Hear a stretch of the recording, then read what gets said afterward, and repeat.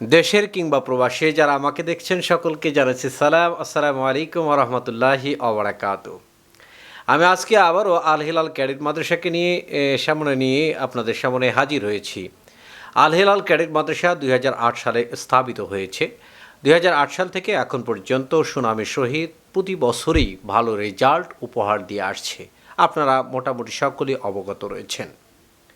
আমাদের প্রতিষ্ঠানে ক্যাডেট শাখায় আমাদের প্রথম শ্রেণী থেকে আমাদের আলিম পর্যন্ত ভর্তি কার্যক্রম চলছে।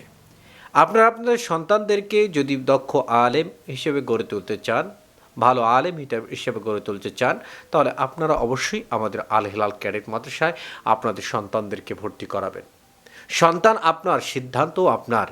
কোনো ব্যক্তির জন্য আপনি অন্য কোনো প্রতিষ্ঠানে ভর্তি করাবেন না যে আমার চাচা আমার ভাই হয়, যার কারণে এখান থেকে আবার অন্যখানে ভর্তি করালে কি হবে, আমার সন্তান কে দিয়ে তাদের সঙ্গে সম্পর্ক নষ্ট হবে কিনা, এগুলো চিন্তা করে কখনোই আপনি আপনার সন্তানের ভবিষ্যৎ নষ্ট করবেন না।